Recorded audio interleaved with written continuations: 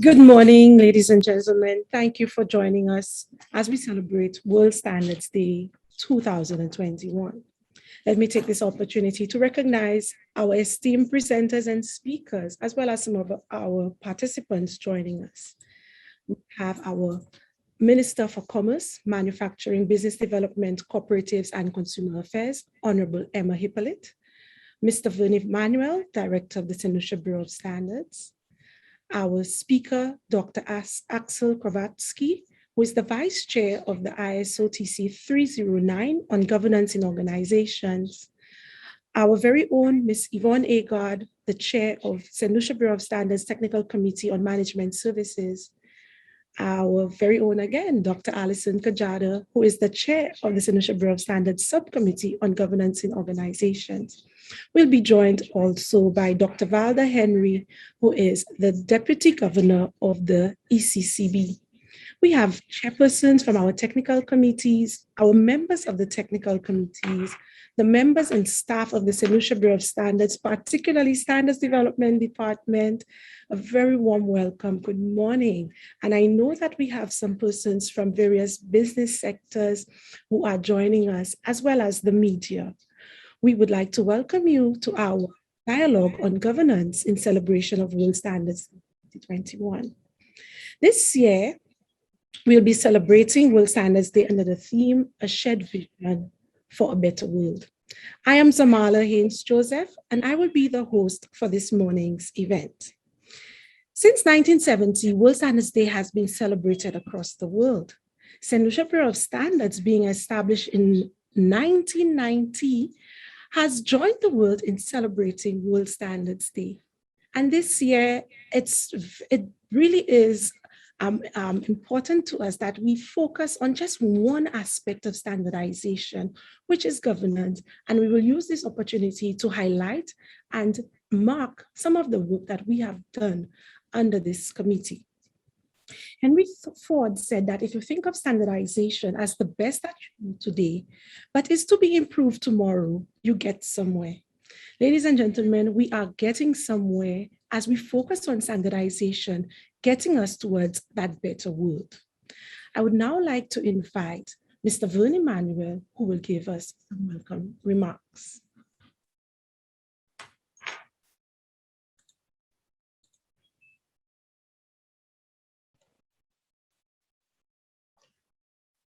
Honorable Emma Hippolyte, Minister for Commerce, Manufacturing, Business Development, Cooperatives and Consumer Affairs, Heads of Department and staff of SLBS, Chair of SLBS TC 18 Management Services, Ms. Yvonne Agard, Vice Chair of ISO TC 309 Governance in Organizations, Dr. Axel Kravatsky, Chair of SLBS TC Subcommittee on Governance, Dr. Alison Kajada, Dr. Valda Henry, Deputy Governor General, ECCB, SLBS Technical Committees, members of the media and invited guests, fellow Saint Lucians, good morning.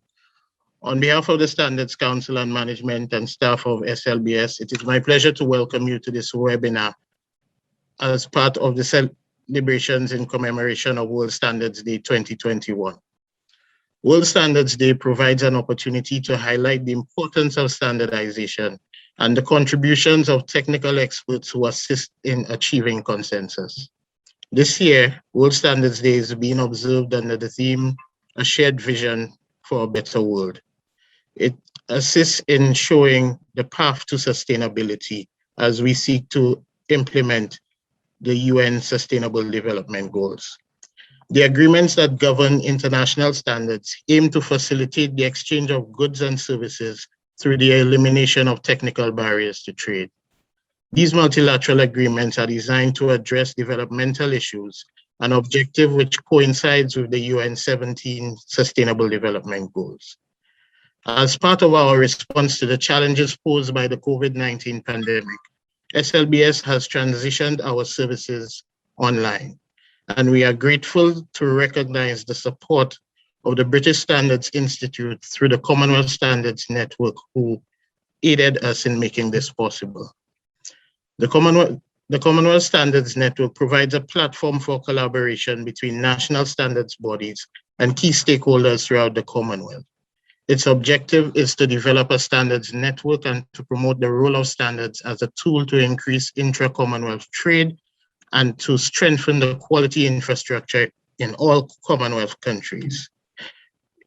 For the implementation of the Caribbean leg of this project, in Saint Lucia, we have been able to deliver activities in 6 areas relevant to our identified needs, that being a national quality policy, legal approximation related to standards and metrology legislation, standardization with the increased adoption of ISO standards linked to our national priorities and the SDGs, certification, standards awareness, and metrology. The CSN provided in-depth technical assistance in standards capacity building for our technical committees and promoting engagement with the international standards development process. We were able to complete 2 fully functional platforms to facilitate stakeholder engagement, and the recently launched SLBS web store has placed the standards and services of SLBS a mere 1 click away on all devices.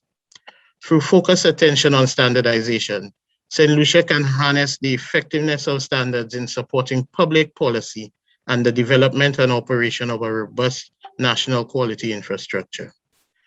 Today, we welcome your participation in this webinar on ISO 37000, Standard on Governance in Organizations, Guidance. SLBS participated in the development of this standard, which further highlights the benefits of the standards component of the CSN, ensuring the maximum participation in international standardization. We look forward to your continued engagement, as well as we collaborate with all stakeholders as we do share the vision that standards will assist in attaining the SDGs for Saint Lucia. Thank you.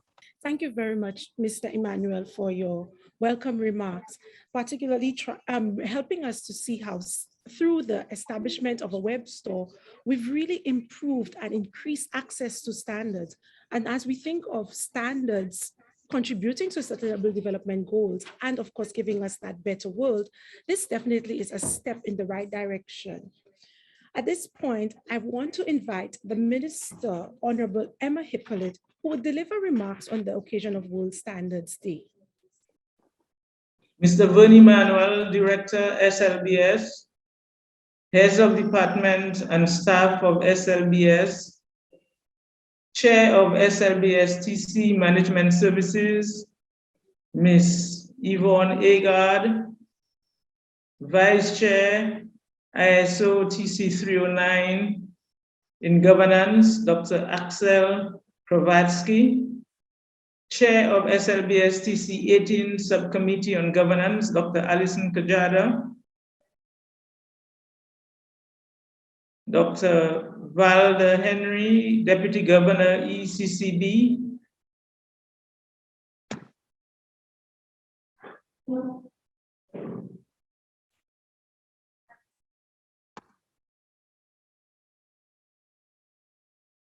members of SLBC technical committees, members of the media, invited guests, fellow St. Lucians. Good morning.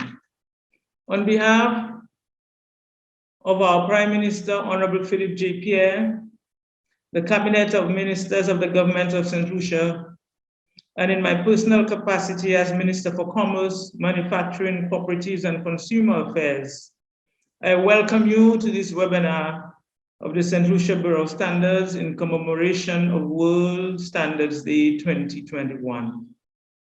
Again, I'm truly excited to participate, and I take this opportunity to congratulate the Standards Council, the directors, staff of the Bureau, and all technical committees and volunteers, and wish them a happy World Standards Day. A week ago, we launched the SLBS web store, a key component of the Commonwealth Standards Network project. Today, we welcome your participation in this webinar on ISO 37000, Standard on Governance in Organizations. SLBS is proud to have participated in the development of this standard, which further highlights the benefits of the standards component of the CSN. It ensures maximum participation in the development of international standards. An article published in October 2017 with the Chartered Institute of Quality by Philip Parker, CQP FCQI, explains the advantages of adopting a good governance strategy in any organization. And I quote, benefits of good governance that can have a much wider and far-reaching positive effect on business culture, reputation, clarity, and financial sustainability. Good governance reduces the threat of safety, legal performance, and warranty concerns that can severely impact an organization and its stakeholders and all interested parties. These stakeholders and interested parties may be customers, directors, staff, suppliers, shareholders, and even the entire community. In short, good governance benefits all stakeholders and is critical for the development and sustainability of both the public and private sector. Our government is committed to embracing good governance and has articulated this in our 2021 manifesto. The government is determined to restore openness, transparency, honesty, and trust in all operations of government. I therefore look forward to continue working with the Saint Lucia Bureau of Standards on the adoption and use of this standard, which will assist in the implementation of the national quality policy for Saint Lucia. I thank you, and I wish everyone a successful webinar.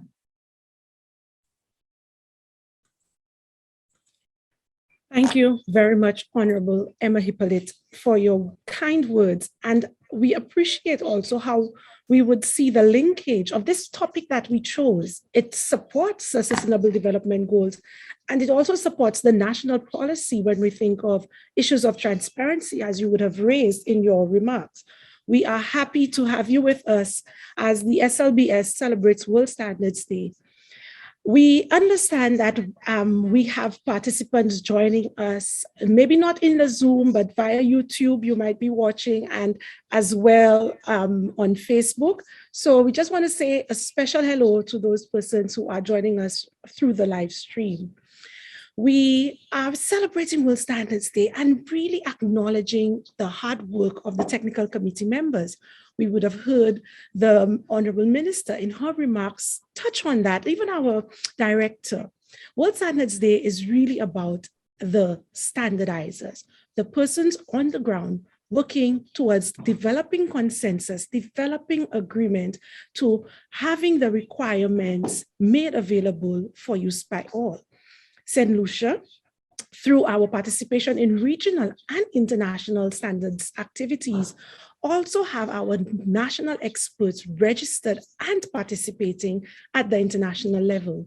That means that the voices of Saint Lucia, the perspectives, the experiences of Saint Lucia are taken on board in a regional and international context.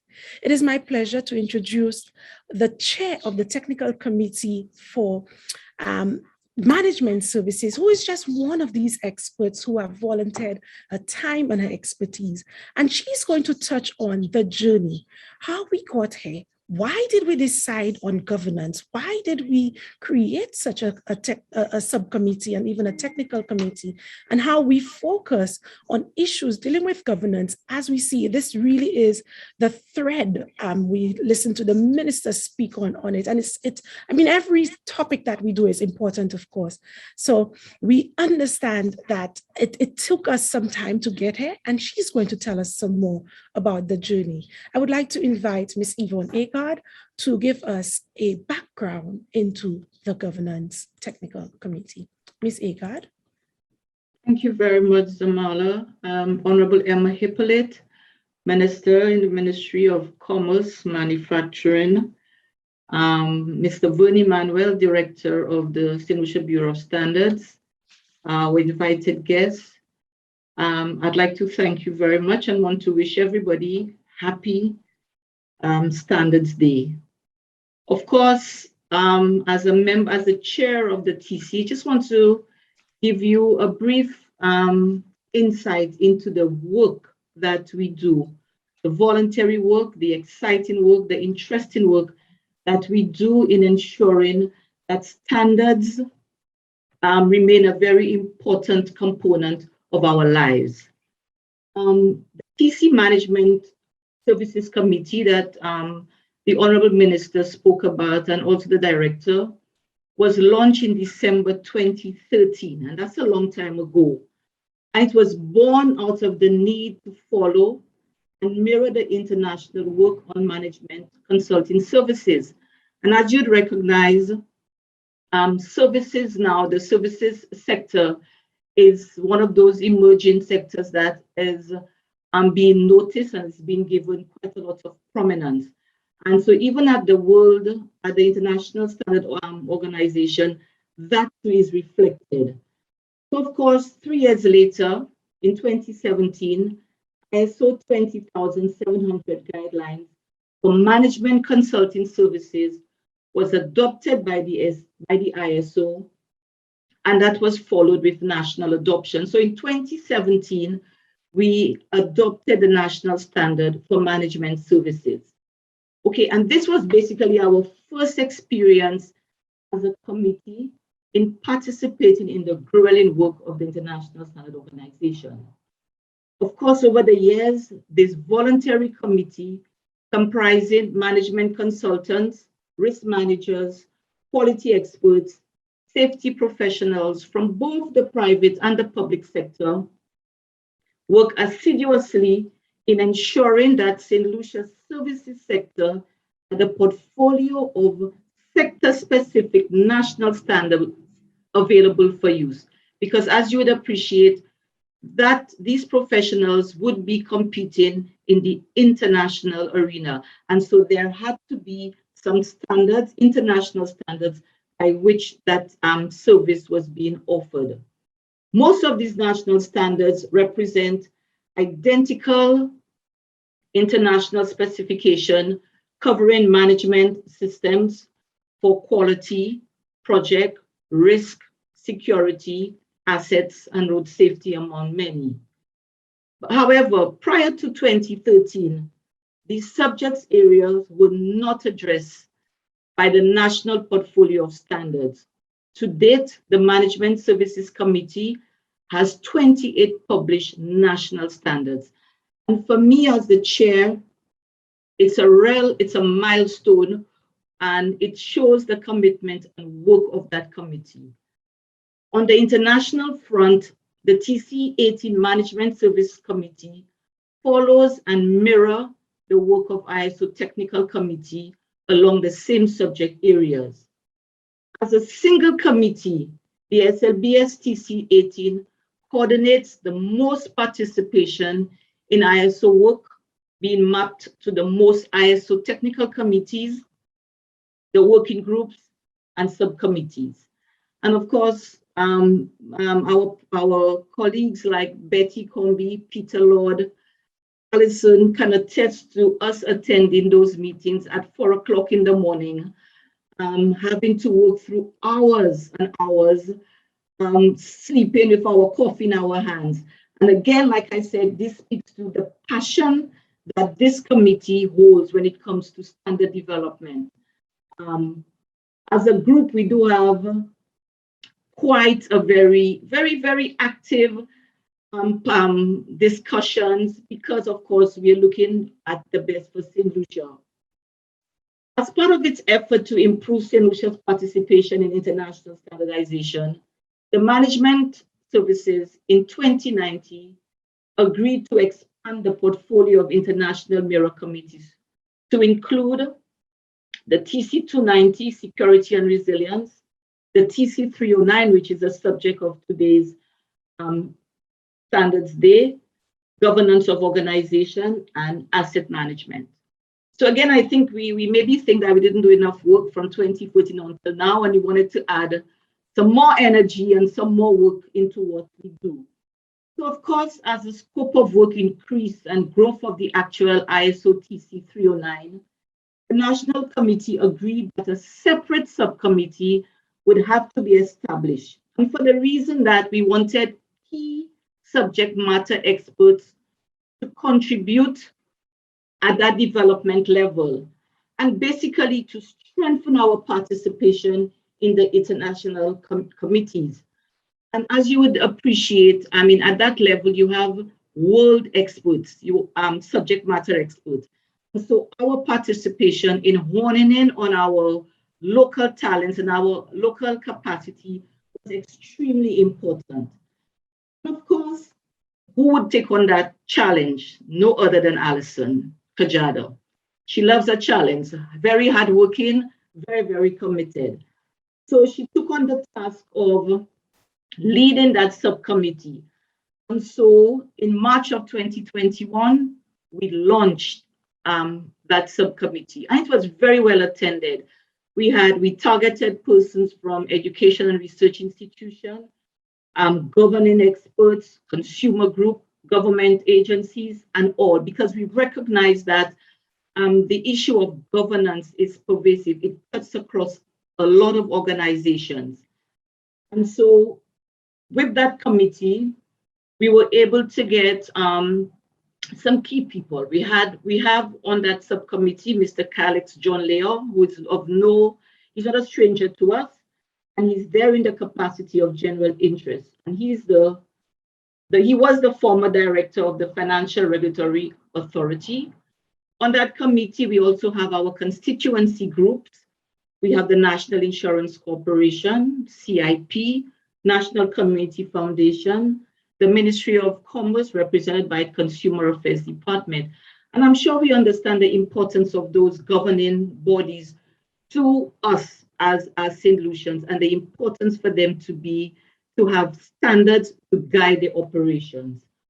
Today, the ISO TC 309 has published 4 standards, 2 of which are already national identical adoption based on the work undertaken by us on the TC 18. ISO 37000-2001 standard was just published in September 14, 2021. And at the national level, that subcommittee is currently in the process of conducting the necessary standard development steps to ensure the national adoption. Of course, we note the increasing importance of this governance organization to stakeholders and the general public. And I speak to the CIP, the National Foundation, the constituency councils, and all of these things.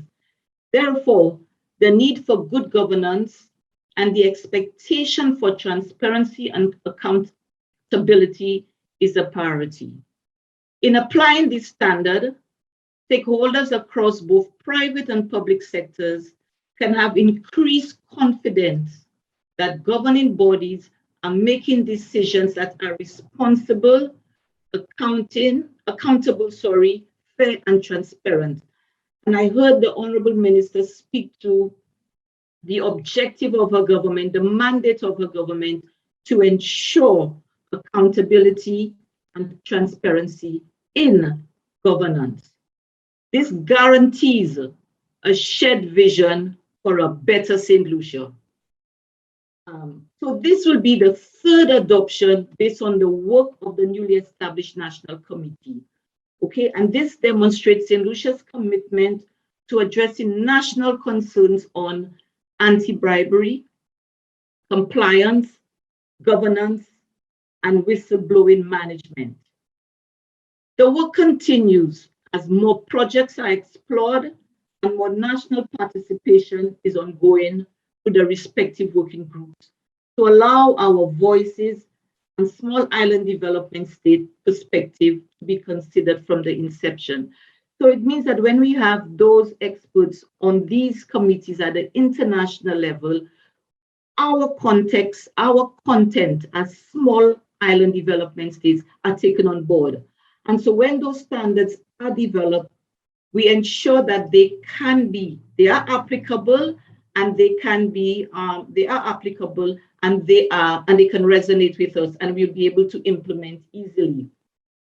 So with these words, I'd like to wish all of us a happy International Standards Day. I want to encourage some of us who are on the live and on the thread to join the Bureau of Standards, to lend your expertise in national development. This is one way of giving back. This is one way of coming in, volunteering your expert to ensure the growth and development of our country. It's important that we play our role in whatever way we can, and standard development is a very, very, very important way of giving back. So I'd like to thank everybody. I'd like to thank the Bureau of Standards for the support, because the voluntary work is just not one way. We as committee members over the years have learned a lot. We've been able to participate. We've given the freedom to participate in those international organizations. We're given the opportunities for training, and we're given the opportunity to promote the development of standards. So let's all join in and to assist the Bureau of Standards in becoming one of our top performing statutory bodies. Thank you very much.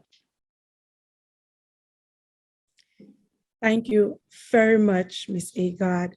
I am really impressed with this journey that you've described. It indeed was a journey that the committee would have gone on. And it really was a journey that the committee would have gone on. And it really, you sort of capture how, not just as a committee, but for us as a country, for Saint Lucia, how we would have progressed, how we would have grown and really improved in our participation at the international standards level. And this morning, you are, of course, followed by our the vice chair of the ISOTC 309, who we are really fortunate to have join us. And he's sort of like family, because he is the vice chair of this international committee, and he's from CARICOM, or he represents a CARICOM country, Trinidad and Tobago. So it's really nice to see how we as a region are influencing, participating in international standards development. And I know that your kind best wishes on World Standards Day are well received. We have over 80 persons in the Zoom, and of course we're streaming live on a number of platforms, Facebook, YouTube. As well, we carried live by our national television network, NTN. So we are really reaching a number of persons. And if you are not yet involved in standardization, it really is about you. It is about, as our chair of the TC18 would have said, it is about national development. So we continue to encourage you to be involved in national development. Ladies and gentlemen, at this time, I am happy to introduce Dr. Axel Kravatsky, who is a managing partner of Syntegra ESG, advising and guiding leaders on how to develop, activate, and amplify the power of their brand and people to positively impact society and the natural environment profitably. As indicated, he is the vice chair of the International Organization for Standardization Technical Committee 309, Governance in Organizations. He has definitely led purposeful governance and strategy, as he's been working with boards of directors and committees for over 20 years. His specialties are in financial and state-owned enterprise, utilities, and non-profit sectors. He's the founding chair of the Caribbean Corporate Governance Institute, initiated the development of the Trinidad and Tobago Corporate Governance Code of 2013, and led the development for the first and only accredited corporate governance training program in the Caribbean region. Axel has worked in Europe and USA with senior managers and board members on leadership development through their Swiss partner company, Stucky Leadership and Team Development, as well as consultant to boards and governments on corporate governance reform. He serves as the co-convener and the technical editor of the working group that had responsibility for developing the standard ISO 37000 2021 Governance of Organizations guidance. The ISO committee currently comprises of 77 countries and 24 liaison organizations, and it is really a fit and an accomplishment that this standard was approved and published after a ballot received by over 160 ISO member countries in September 21. Axel has a PhD from the London School of Economics, and he dealt with innovations in the development of adaptive management strategies in conditions of high uncertainty with multiple stakeholders and conflicting objectives. Ladies and gentlemen, he's a member of the European Corporate Governance Institute and the Romanian Association of Independent Directors. Dr. Kravatsky, we welcome you and thank you for joining us. Thank you very much for the invitation. It's a pleasure to be with you, and congratulations to the Saint Lucia Bureau of Standards and all protocols observed. I would like to make a presentation in three main parts. The first, give a little bit of context about ISO standards and governance, then focus specifically on TC 309, where Saint Lucia has been playing such an active role along with Jamaica and Trinidad and Tobago from the Caribbean, and then focus on the ISO standard itself and give some details, and then link it with the theme of the day around the world, ISO standards and sustainable development goals. And so the first part that is very important to be clear on is that ISO standards have two specific features that are important about the organization. The first is that its purpose and its objective is to have clear and unambiguous language and provisions that help international trade and communication. So for example, within the field of governance, having a clear definition, what is governance? What is oversight? What are the components of oversight? What are the components of accountability? What are the different types of organizations and stakeholders? So having shared language and a common framework. The second aspect, which is very important and which you have highlighted already, is that it is operating by consensus. And that doesn't mean that there needs to be unanimity about everything, but that issues brought up by all constituents through their national member bodies and into the committee are going to be discussed, and the consensus is widened. So that means that the processes are, the standards are developed in an iterative way, which I will illustrate more, and it is very inclusive, meeting the needs of all the different countries and all the different stakeholders. The next important point to consider is that there have been three main phases in ISO standard developments. The first phase was when it was mostly about product specification. In the second phase, it moved into business process standardization. And in the third phase, it's also dealing with business potential, organizational potential. And so 37,000 is within this category of standards. This is a picture of the International Council of ISO. And at present, there are 166 member countries, and there are 801 technical committees, and we're speaking about one of them, 309, and there are about 24,000 standards published today, and ISO is in liaison with about 793 organizations. Since we're also speaking about sustainable development goals, and one sustainable development goal, number 13, deals with climate, it is important to note that ISO in its recent General Assembly in London issued the London Declaration, which commits ISO to actively consider climate science and associated transitions in all its standards and all revisions of standards. So 37,000 is taking full cognizance of this fact already and is consistent and building and supporting that work. ISO is also committed to involving civil society and those most vulnerable to climate change in this work.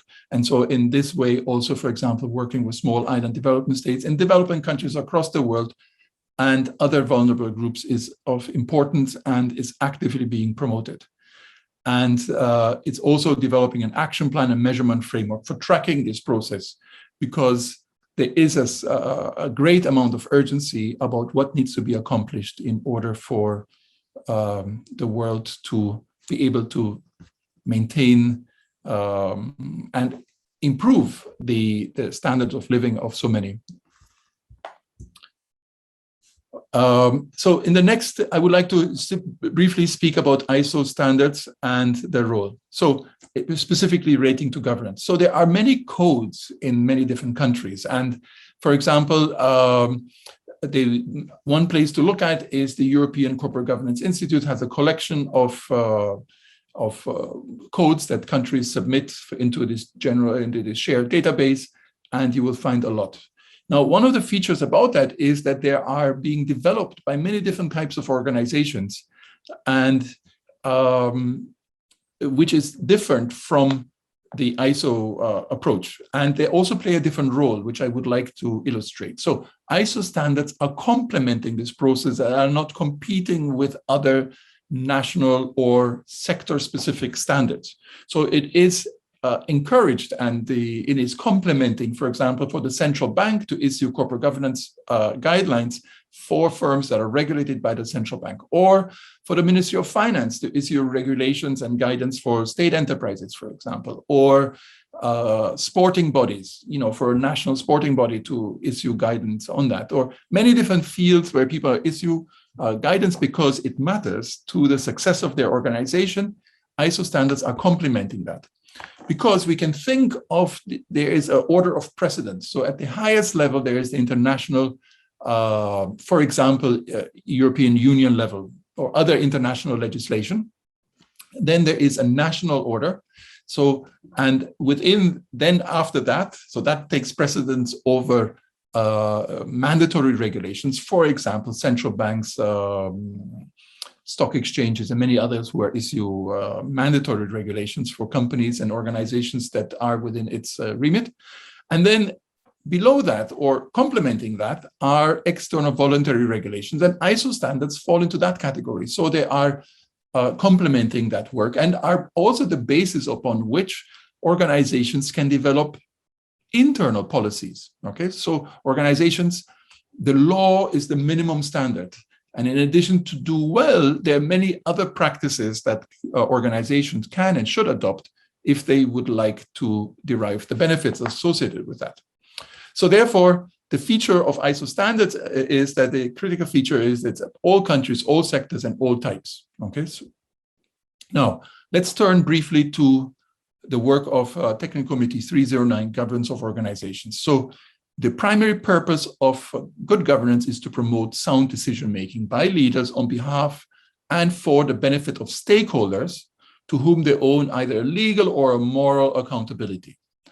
And the committee is organized in this way. So it has been mentioned, we have 55 P members or participatory members, 23 observing members, and there are 25 organizations in liaison. There are 7 working groups, and Saint Lucia is participating in a number of them. I'm going to be reporting primarily on the work of Working Group 1 that was then worked at the technical committee level. The technical committee takes a decision. The working group is providing input for consideration based on feedbacks. Okay, and at present, the working group is continuing. It has published 37,000, but it's currently working on 2 new standards, 3705 about how governing bodies can use indicators, and 37,006, which are specific indicators about effective governance. and other relevant work is also going on, and I will illustrate how it comes together. These are the liaison organizations, so that you can see that complementing the National Mirror Committee work, which I congratulate and is excellent in the case of Saint Lucia, is which brings in together all the stakeholders at the national level. It is also important to have the involvement of liaison organizations that are that work across countries, okay? And this is the list that is in liaison with TC 309. It has also been mentioned as to what type of standards, that there are standards already published. And I'd like to just briefly mention that two of these, so anti-bribery and compliance management systems, they have requirements, so therefore they are certifiable. And there's whistleblowing, for example, has also been published this year. It follows the same structure. It's a management system standard, but it is not certifiable. And 37,000 is on purpose a guidance standard. And the other standards that are being developed along there currently are also guidance standards. And they're also a specification, as well as a guidebook, for example, on anti-bribery, which was published this year. The process of developing standards is inclusive, and that means that it builds on national consensus into an international consensus. And that means there need to be various iterative, it's developed iteratively. And at first there is work within a working group, then the committee considers it, and it is considered at national level by the national member bodies to consult nationally to see what people are saying and are formally submitting comments on that. Then it is being put out to all member bodies of the ISO system as a draft international standard. Comments from there are then resolved, and a final draft international standard is put out again for comment, editorial comments, and for voting again by all member bodies of ISO, and then it is issued as an international standard. So it took 4 years to develop this standard with 1 year of preparatory work. So it is, and in total there were 112 meetings and over 1,500 comments that were formally in detail resolved and dealt with. So let's turn now briefly to 37,000 itself. Now, what is this? What is notable about it? The first most important thing to know, the headline message is that it is the first international benchmark for good governance. So until now, there has not been an internationally established benchmark agreement to say this is what the world agrees. And the ISO, being the preeminent organization that pulls together 166 member nations on this, is then the strongest indication for that. And it consists of 11 core principles that are the heart of successful organizations. There is one primary principle, which is the purpose of the organization. So governance is there to enable the organization to fulfill its purpose. So that is the primary principle that needs to drive the rest of the organization. So to do that, there are 4 foundational principles, and they are value generation, strategy, oversight, and accountability. And they need to be supported by 6 enabling principles, which along with corporate governance, not corporate, corporate is a subset of organizational, it's for one corporate form, or one form, which is the corporate form. There are some conditions about integrated governance and the governing body itself. So a way to illustrate this in more detail is to look at the structure and logic of the document. So so the definition of governance, let's look at that. So it is a human-based system by which an organization is directed and overseen and held accountable for achieving its defined organizational purpose, right? So there are a number of key words there. So it's a system, it's about organizations, they're being directed, they're overseen. So it's not controlled. We use controls to oversee, but the process is to oversee. And that is also, it includes a corrective action mechanism that is important in oversight and accountability for achieving a defined purpose. So that means the purpose needs to be defined. So the main important clauses here. Clause 3 is about terminology, very important. And then you have governance conditions, which is another way of calling clause 4, which deals with integrated governance and the governing body. Then you have clause 5, which provides an overview and deals with the outcomes, different categories of principles and what that means, and gives guidance for how to appropriately implement it. So how do you tailor a system for this, and gives guidance on reporting. And then there's clause 6 with 11 principles. Each one has a rationale and key aspects of practice. And this is to be implemented in an integrated and concurrent way so that you then realize the described governance outcomes. Okay. So let me illustrate this with one principle, oversight. So we remember that the definition is of governance is a human-based system, direct, oversee, accountable for achieving a defined purpose. So let's look at overseen, okay? And I'm not describing the whole principle in detail, I'm just pointing out one aspect of it, that oversight includes, among other things, ensuring the implementation of an internal control system. Now, an internal control system includes, at minimum, financial controls, compliance, and risk management. Okay. In addition to that, there would be effective and timely reporting, and there is taking of corrective action, which I had mentioned. Now, that is to ensure that this is implemented. You have to ensure it is implemented. And in addition to that, you also need to assure yourself that the reporting that you're getting through that system is actually accurate, that the internal control system is actually effective, and that the governance system as a whole is working. Okay, so you have to ensure you put the system in place, and then you need to assure yourself that it is.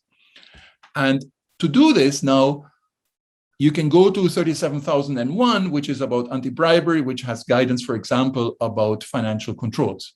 You can also use for compliance, you would use the compliance management system, a standard, and part of that includes also whistleblowing system. So therefore you can use 37,000 and compliance So the compliance, within compliance, you also have anti-bribery. So that is one subdimension of compliance, or often. And then you have whistleblowing, which is one aspect that you also need in all governance systems, so that you can have independent, that stakeholders both inside the organization and outside the organization can inform the governing body of aspects that have a private channel to reach that and report.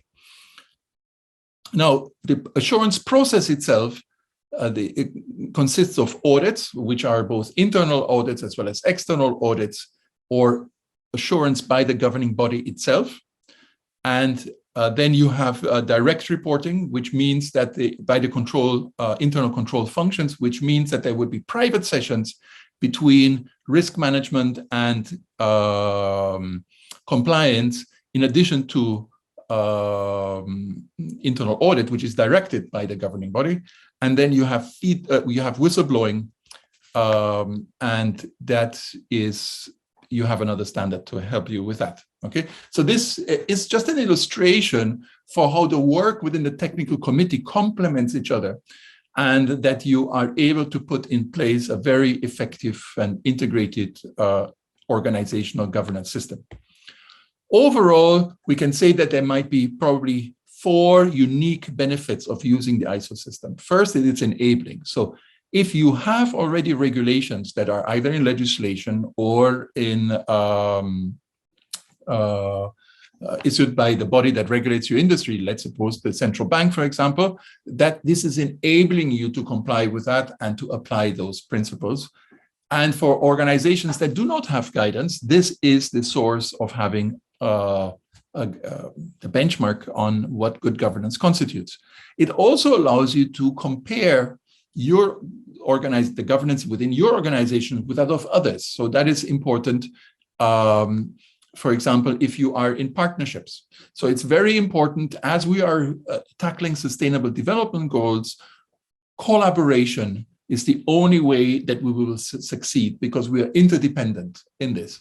So to do that, we need to be able to assure ourselves and to compare that we are acting reasonably and that we can be trusted in working with one another. And it is complementary for those organizations that already use ISO standards, of which there are many standards, many organizations. And it is the fourth benefit is that it is inclusive. It is taking into consideration the views of not only large organizations, but small organizations, developing countries, and many different forms of diversity. So overall, we can think that there probably are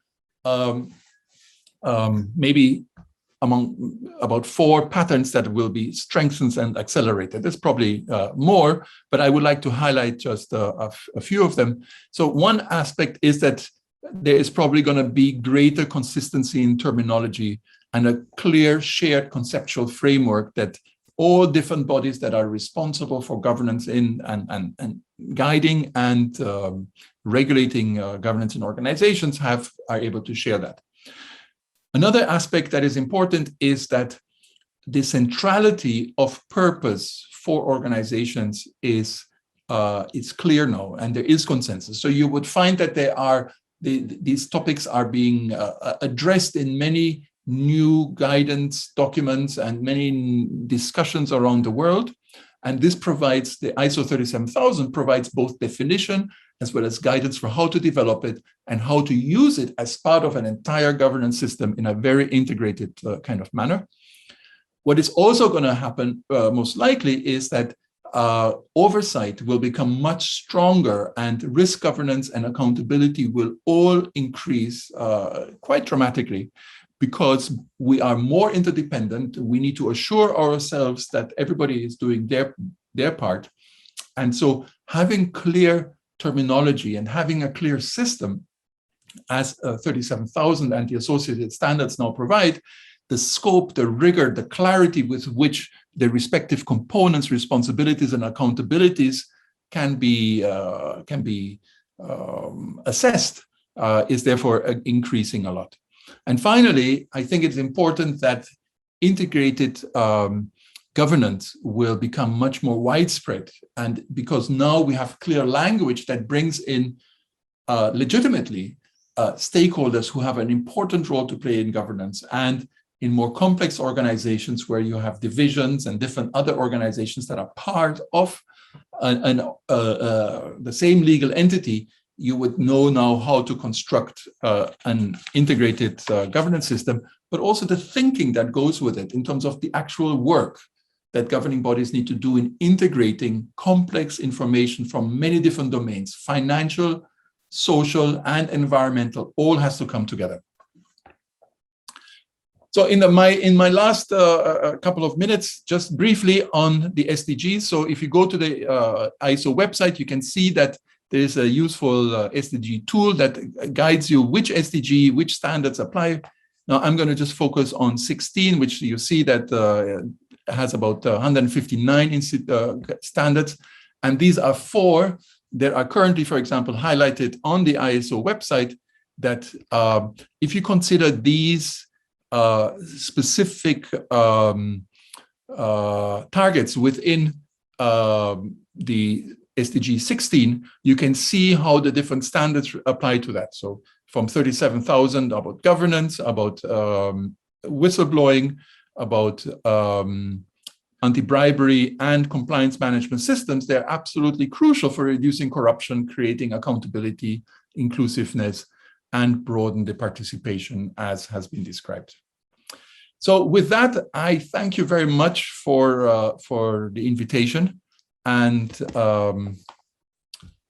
I wish everybody a happy Standards Day and invite everybody to participate in the important work of the standards work in Saint Lucia and the Caribbean and beyond. Thank you.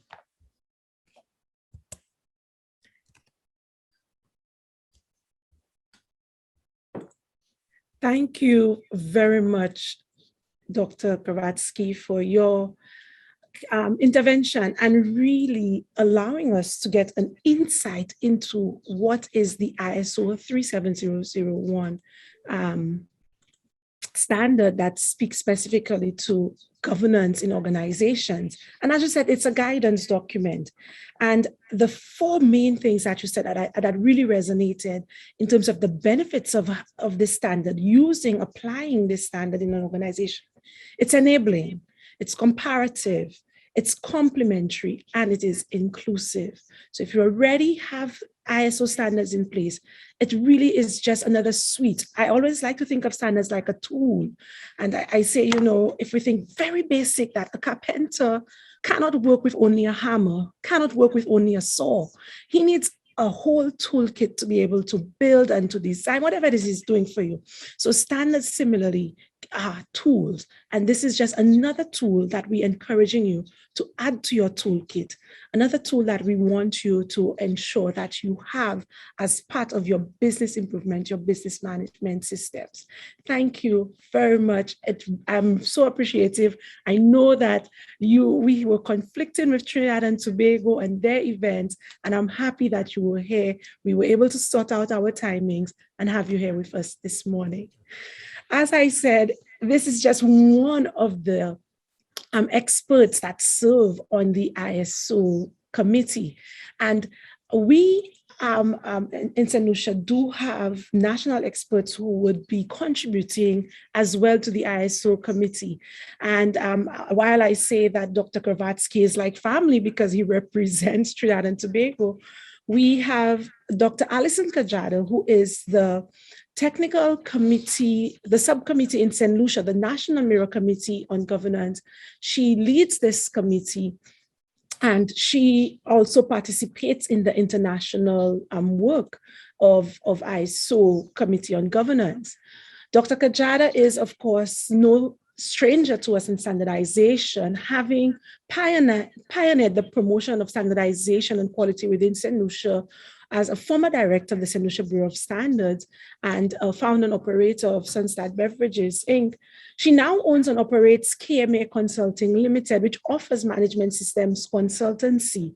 She is passionate about organizational performance, and she really believes in engaging people, having flexible structures and systems, and sustainable business success really needs an adequate supportive external facilitating business environment. Dr. Kajada, through her company, KMA Consulting, is affiliated with a globally recognized network of consultants, the Table Group, and they offer and deal with organizational health and performance issues. She currently serves as the national representative on the ISO TC 309, the ISO Technical Committee that deals with risk management, and the one that deals with quality management and quality assurance. She has her academic background in natural science or chemistry, law, quality management, and productivity and project management.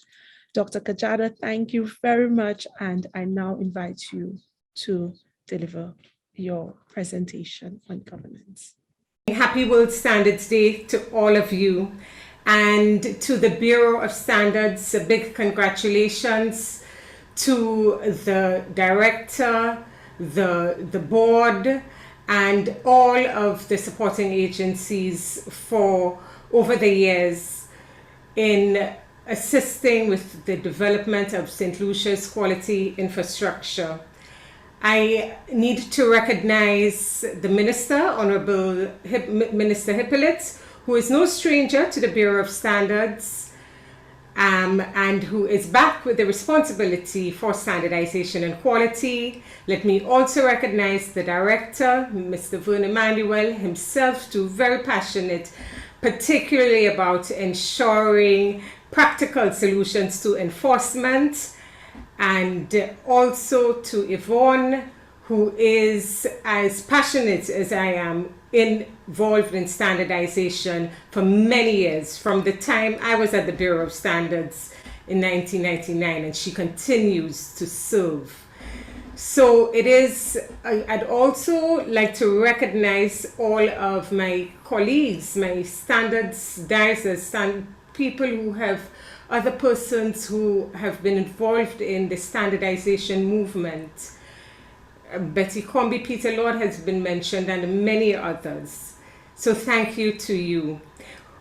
When I was asked to speak at this point, after Verne and Axel, who is the expert on governance, I thought, what can I share with you that could be of value? And I was left with no choice but borrowing. In fact, I need to acknowledge my father, Anthony Gajado, who's flying with the angels. His first book that was published several years ago was entitled Thoughts from a Caribbean Novice. And I couldn't think of no other appropriate subtitle to express my thoughts, which hopefully in sharing with you, you all would be not just incentivized to join the voluntary standards development movement, but also you would be, we would create some sort of passion in you to follow the good practice movement, which has been in the making for quite some time in Saint Lucia. And so I go on to the next slide. In terms of establishing the context, the subtitle that always begins my discussion on establishing context, so when I give speeches of this, or I speak about to audiences like this in relation to standards, is decolonization. I think once we recognize that colonization has actually has identified our development pathway over the past decades as young nations within the CARICOM region, with a history of independence under a century, we will view standardization and the promotion of quality in a different context. This colonization view is that, what does it mean for us? We're no strangers to being told what to do. Funding may be withheld if we do not comply with something.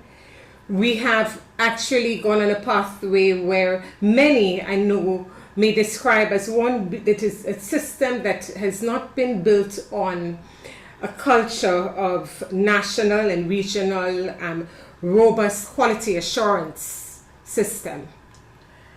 And it's okay if you, many persons and many authors have written about this, written about the region in comparison to a child, a human being, using natural sciences, living sciences, to demonstrate our level of development.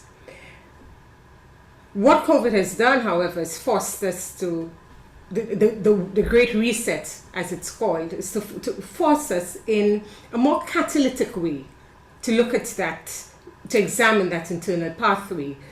That internal pathway, which was being examined by standardizers and professionals in the quality field for several years. You would have heard the minister speak of the development of the national quality policy, the director speak of national quality infrastructure. And so this period really has forced us to shift and catalyze this movement of best practice. And us tell ourselves it's not okay to boast that we use international this, international consultants, international this, unless we are using or we are following guidance based on the consensus principle, where we have had an opportunity to participate and sit at the table. And so this is how, this is the context in which I thought I should capture the experience that I've had over the years. Because certainly, traversing, the first time I was exposed to governance was actually attending a corporate governance seminar hosted by a very renowned economic mind in the field, and this is Dr. Avinash Prasad, whom I had the pleasure working with over a decade and a half later to assist Saint Lucia in its attempts to develop a national vision and pathway of some years ago. And so that was in about more than 2 decades ago, yes, being exposed to corporate governance. And further out to that, getting, yes, the training with some training programs, being promoted in the region, certifying directors to serve on boards and a number of things. So there's no shortage of that. Governance is not new to us. But why are we here? Why are we here when, I mean, the only way I could describe the gap is that, and that analogy with the colonization mindset is that traditionally we've been primarily a checklist society, that you tick the box. It's akin to what a friend of mine, or rather a professional in quality, the Deming Institute always refers to as compliance excellence. Compliance excellence versus contextual excellence. And that contextual excellence that I speak of is related to where we want to all get to as a nation. Be bold enough to establish our targets, express clarity in where we want to get to, even if we don't know how we're getting there, but chart the way forward and change the plans on the way when we get there. In terms of expressing, this first slide looks at a very bleak view of where we're at. And I have no figures. It's listed, you search the internet, you get all the indicators. I mean, I think it's rather useless now presenting data because you can access it on the internet. And so go check it out. Corruption levels are increasing. Our so our rankings by international Transparency International are decreasing. Productivity is one of the major cries that we've experienced. Falls in, you hear the policymakers talk about it. Management, constant cries of very weak, meek management systems. Divisiveness, and the divisiveness that I speak of, divisiveness related on the regional level. Because people who know me know that I don't stay on bleak very long. In fact, I'm sometimes accused of naivety because I focus on the good side. And this is how I could express what, it's not rocket science. Literature is littered. We have highly trained nationals. Saint Lucia alone boasts of our two Nobel laureates. The region boasts of many. Very innovative.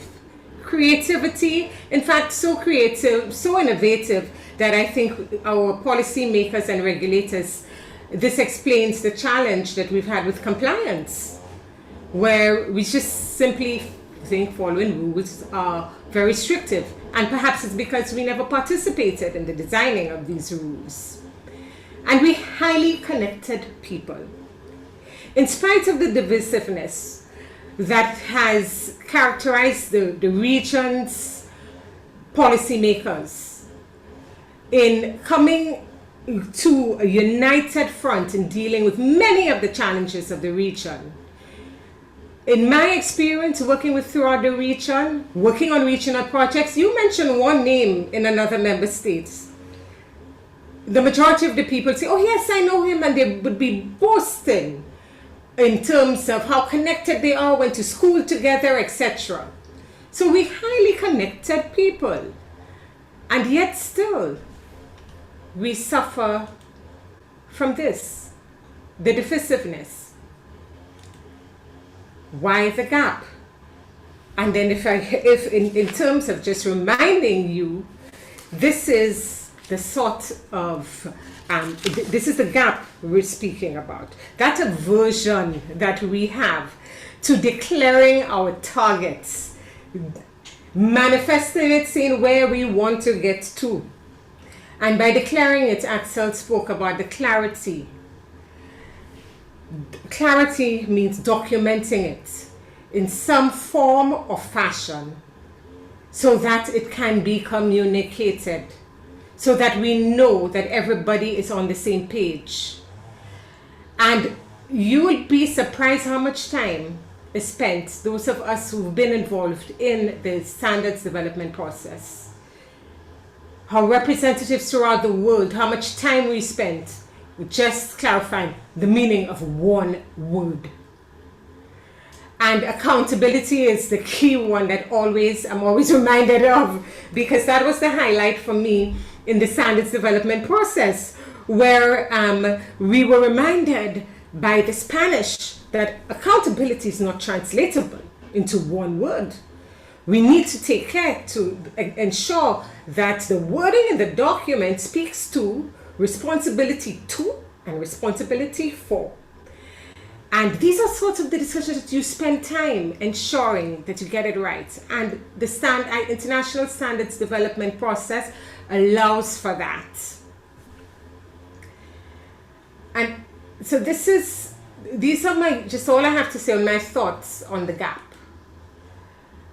I want to move to the other slide, which is courtesy of Trisha from Trinidad, because I think that it's not by accident that we have, our mindset is somewhat averse to reflecting clarity in where we want to go, where we want to be, because maybe we fear the accountability aspects and all of that. It's not by accident. It's because I think if one had to describe our inherent disadvantage as a region in terms of the dearth in human capacity, it is looking at the SME sector. They typify not what's only in the private sector, but also in public sector organizations, where one person does everything. The standard speaks to the need of differentiating, shifting the hats. There's a role for every, there is a different role for even that same person when you under-resourced. And a highlight with regards to the standard would be the assurance, the independent assurance. Axel, you may remember that, where there was the discussion on whether or not we should have reports written, codified in the standard. And the developing country, particularly the region, stood up against that.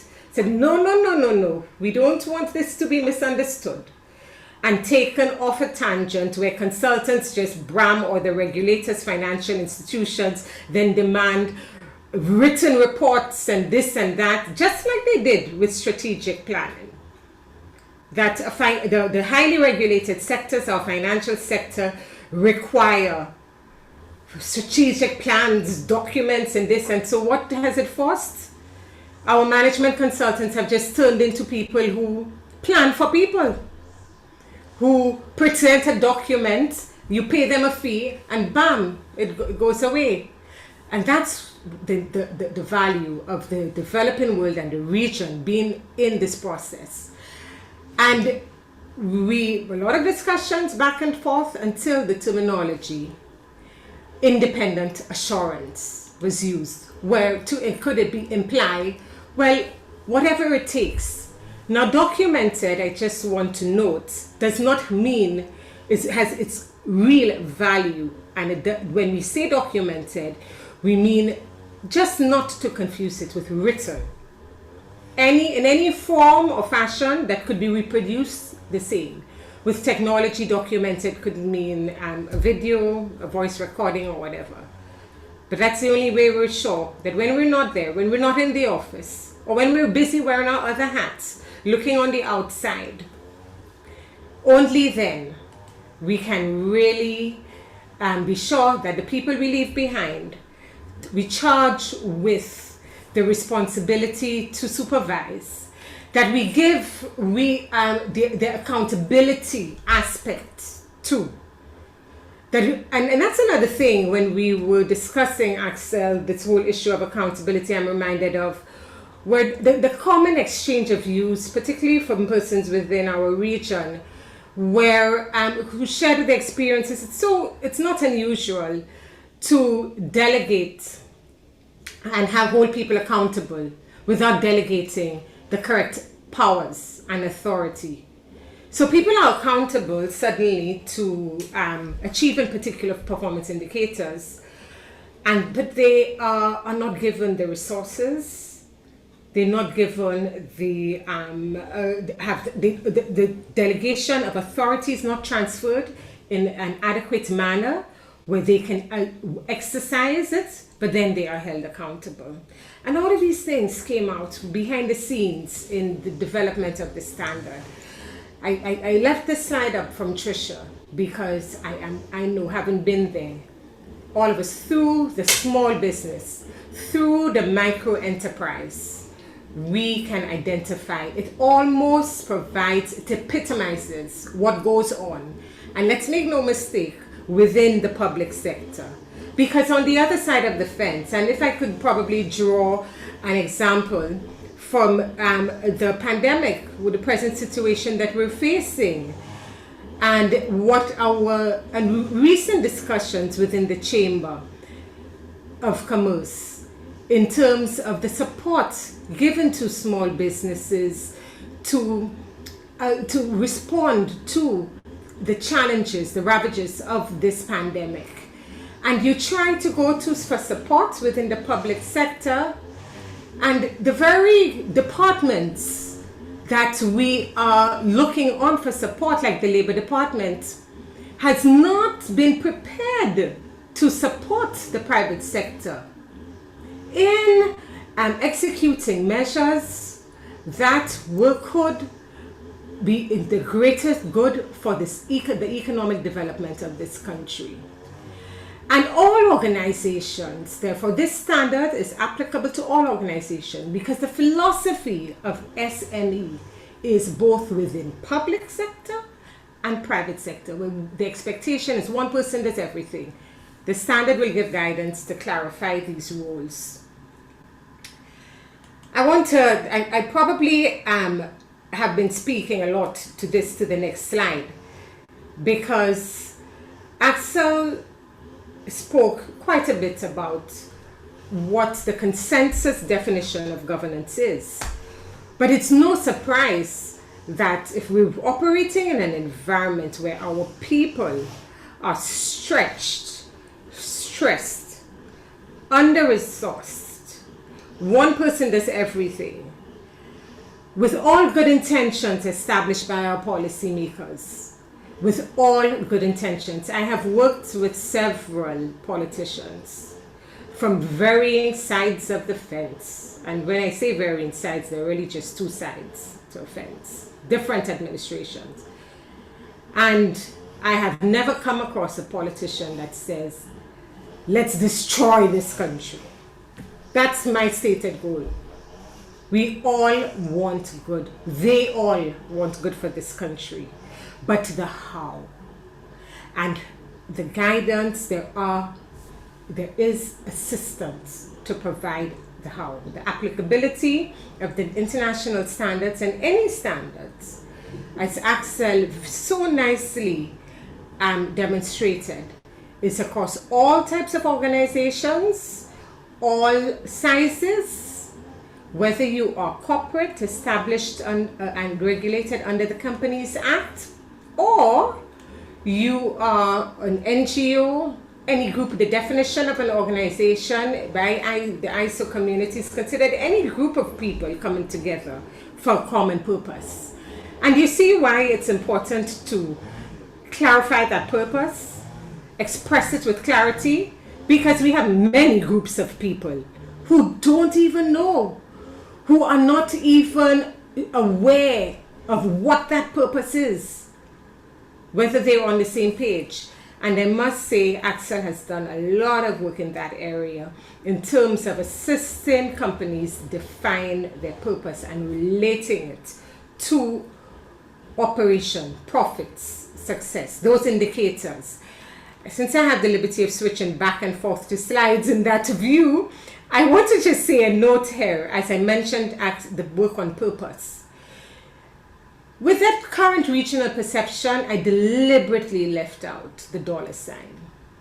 What our, we always so quick to blame. We know the macroeconomic indicators that are placed on us, and so we judge as low, high debt to GDP ratio, no financing, etc.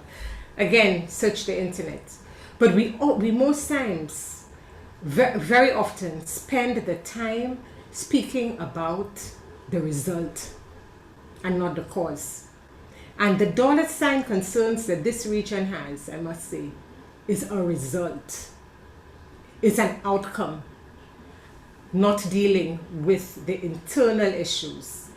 And so this is why deliberately, when I spoke about establishing the context of the region, I left out that issue of low revenues, blah, blah, blah, and the story will go on and on.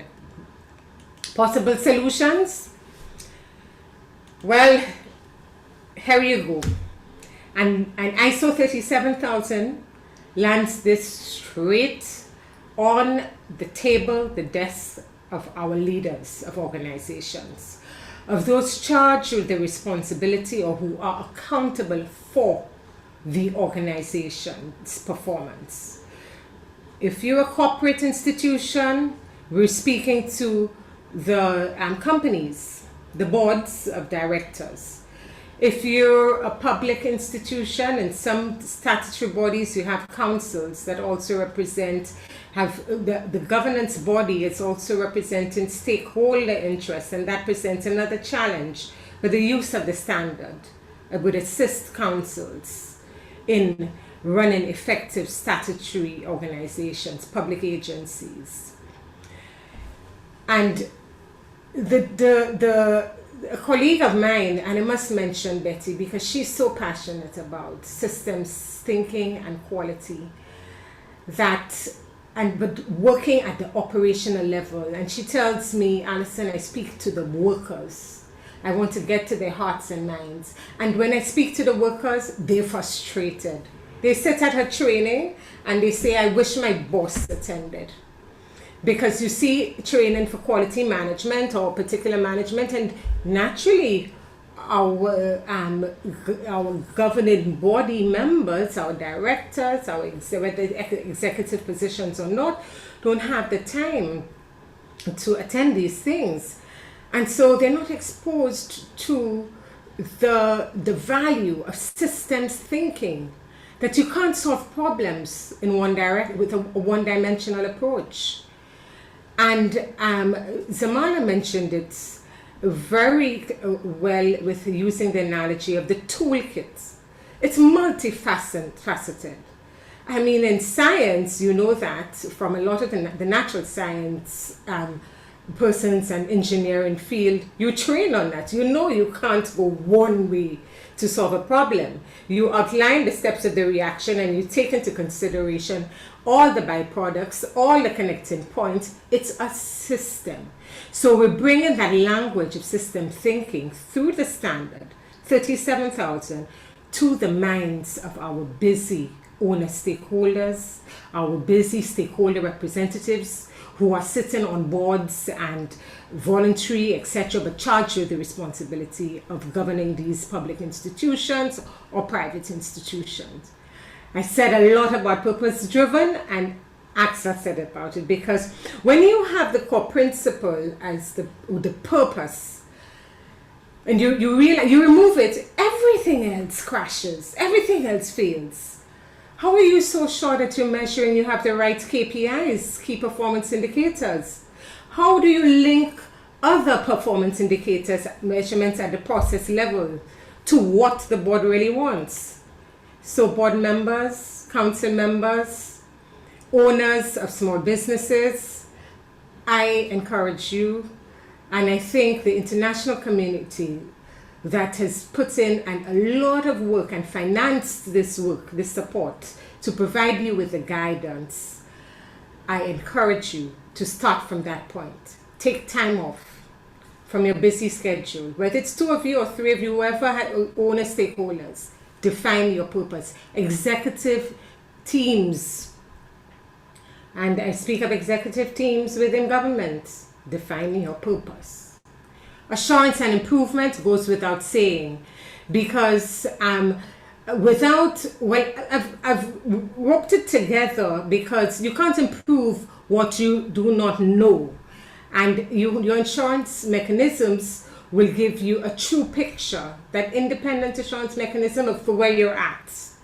And so Axel spoke of corrective action, the standard, it's underlaid with a philosophy of continual improvement, corrective action. Again, I will repeat all of what is there is guidance out there. These are some of the standards, but particularly Yvonne spoke to, since 2013, that a committee was established to mirror a lot of the work of ISO in the area of management. And it was established with quite a bit of insight, because this is where our country, our region needs assistance in managing and governing. With these parting words, I wish you again happy World Standards Day. I must say I'm thrilled to be on the side of the fence that is involved in the nitty-gritty work. Roll up your sleeves, get up early in the morning. In the past, I was on the other side of the ISO fence, which really didn't give me the privilege to be among experts, great leaders in the field and subject matters of this. So on that note, I will stop sharing, and I would like to apologize again for what was there was a result of no testing before, and that's fine. It happens to all of us. Have a great World Standards Day. Thank you, everyone. Thank you very much, Dr. Kajada, for your insightful words and focusing on SMEs, which is us. We are SMEs. And the chat is alive, and I'm happy for that. And I hope we get enough time to answer your questions. We have one last presenter, and that is Dr. Valda Henry, who is the Deputy Governor of the ECCB. We, of course, have our next presenter, who is Dr. Valda Henry, and we sort of pressed for time. I was just saying that the chat is alive. We note that we have quite a few comments coming in, and we hope we have enough time to be able to get to all of your comments and queries. Dr. Henry is a native of Dominica, and again, we are all one family. We are a Caribbean people. She is an expert on governance, and she currently recently took up the post as the Deputy Governor of the ECCB, and in the 90s, she also worked at the ECCB. She has a PhD in finance from the University of Warwick, and her focus really is on governance and social security in the Caribbean. She has advised a number of governments and international organizations, including the International Labour Organization, ILO, on governance-related matters. She is focused on providing a lot of community assistance through her programs and initiatives like the Phenomenal Caribbean Women's Symposium and the Phenomenal Caribbean Men's Symposium, including a lot of work she does with her youth series. She's aimed at empowering men and women and the Dominican youth, respectively. Dr. Valda is joining us via a video message, and I will now pass over to her to deliver her presentation. Good morning, happy and blessed World Standards Day to you, the Saint Lucia Bureau of Standards, all Bureau of Standards worldwide, and my Dominica Bureau of Standards, the country from which I'm from.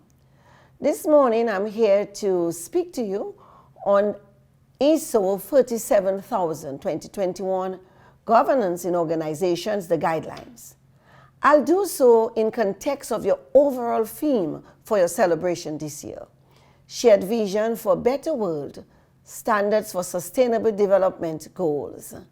and also because you have chosen to focus on the work done by your governance committee. So this morning, we are talking governance. I start with the epigraphs. One, for any company that hasn't done well, one of the solutions is the board, cited by S. Miller. And one of my own, there is no good governance without men and women of integrity. Truly, we'll find that governance is really more about the people than about the structure. There's always been a debate, especially in our Caribbean, about government-appointed institutions and how government-appointed institutions are not partial, are not objective, and are not well governed. The truth is, that is not all so. It is not how these boards are constituted. It is the composition of the boards that truly make the difference. The men and women who sit on these boards are the ones who determine whether this institution will be a well-governed institution or not. And the relevant sustainable development goals that governance, in my view, relates to and refers to are SDG 8, decent work and economic growth, SDG 11, sustainable cities and communities, and SDG 16, peace, justice, and strong institutions. And by the end of this presentation, we will see how these three goals are so tied in with good governance, and how good governance is important for the attainment of these goals. So governance, what is this? Well, it's the systems by which companies are directed and controlled. It is about what a board does and how it sets the values of the company. And what you see in both definitions, the focus on the board, it goes back to what I said earlier. It's truly the board who determines the governance framework in an organization. It's the board who determines the culture of an organization. And when we speak about values, what are we speaking about? And all institutions have core values, and I'm sure SLBS has its core values. These values translate to the culture of the organization. And the culture of the organization is determined to a large extent by the governance of the organization. And that has been placed in the charge of the board of directors. ISO 47000:2021 defines governance as a human-based system by which an organization is directed, overseen, and held accountable for achieving its defined purpose. Some keywords in this definition. Human-based system. But more than that, the word directed, overseen, and held accountable. Governance is about accountability. And you know, sometimes in organizations, and maybe not even just organizations in life, the higher we are in an organization, we feel we are entitled to privileges and can get away with breaking the rules. Governance says no. In fact, governance says the higher you are in the institution, the greater your responsibility and the role you must play in upholding the rules of the organization, the culture of the organization, and the values of the organization. So why this focus on good governance that has led now to an international standard? So many financial scandals in the past. We've also had the Sarbanes-Oxley Act of 2004.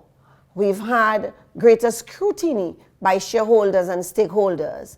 We had media scrutiny, but also too, we had organizations wanting to do the right things, boards of directors like you wanting to do the right thing.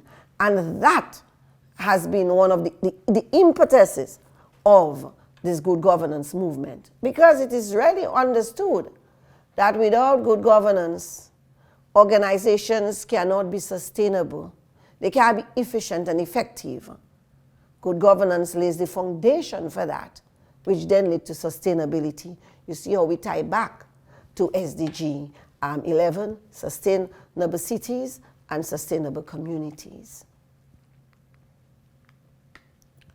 And so what are some of the elements of good governance? I talked about that already. They follow, the rule of law, transparency, accountability. And you notice that word is coming back, Why? Because at the end of the day, we have to be held to account. I always say that if there is no good governance, there cannot be success. But more than that, if people are not held to accountability, there cannot be performance. It's because we know we are going to be scrutinized. Persons are going to determine whether we've done a good job or not a good job. But accountability has to start with self. We shouldn't wait because we think someone is going to cast oversight on us for us to perform. We should all hold ourselves to account. The Bible talks about to whom much is given, much is expected. And what that says, you are board members, much is given to you. And you need to hold yourself to account to do the right things. And one of the key questions we ask in good governance, or key things we say in good governance is, when faced with a decision of doing anything, ask yourself, would you be okay if that action, that decision was put to light, that everyone knew about it? But also too, would you be okay if your parents knew that that's what you've done? That serves as a good guide to keep us on the right track. The UK Corporate Governance Code, which I believe stemmed way back when Adrian Cadbury was asked to do an investigation. Remember in 1992 it was, yes, when Robert Maxwell went missing. And then all that what was unraveled, poor governance in all of the organizations that he ran. And it was first called the Governance Code. And maybe that was one of the most recent in modern times code of conduct for governance. And while it was not made compulsory, and it is still not compulsory, it was made with comply or explain for the UK companies, listed companies. So they had to comply with the code, or if they couldn't, they had to explain why. And you'll find that a lot of other jurisdictions, countries, pattern themselves on that UK Combined Code, which has translated now into the UK Corporate Governance Code, the latest one being 2018. And you have 5 main sections of that code that looks at the role of the board and board leadership and the company's purpose. And you will see a greater emphasis talking about the entrepreneurial role of the board, the greater oversight of the board, the linking of purpose and strategy to risk. That wasn't in the earlier codes, with the tying of strategy to risk. In the recent codes from 2016, we see that happening.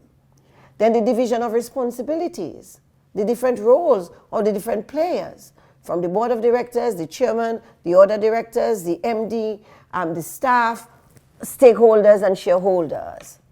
Then we talk about compensation. We know that's a big thing. Audit risk and internal control. Again, critical. Why? Because risk you cannot talk about strategy. I always say, take a coin, 2 sides, a head and a tail. If we don't have the head, that coin is not legal tender. And if the tail is missing, it's not legal tender. It's the same thing with strategy and risk. Organizations ought not to talk strategy if they're not thinking about risk. But oftentimes, when organizations meet to do their strategic plans, they talk about the wonderful things that they want growth by 30% and 40% and 50%. Income, net income to grow by 70% and 25 and 30. Without asking the parallel question, what are the risks involved in attaining those goals? And consequently, because these questions are not asked, you sometimes find management taking decisions that they believe will lead to those goals, even if they are so risky. But why? Who then must be held responsible? go back to Mila, the board of directors. Because by setting a goal so maybe ambitious and so out of your own risk limits, what you are saying to the persons entrusted with getting those goals achieved, you must do all that is necessary to get it done. Good governance says no. Can't be all that is, can't be by all means necessary. It has to follow ethical rules, it has to follow rule of law, and it has to be in line with the strategic direction of the organization. And we come now to ISO 47000:2021. It's now the single globally accepted reference for all organizations on governance. So while yes, the UK governance code is deemed to be like a good example, and a lot of people use it as a benchmark, you don't necessarily have to adhere to it.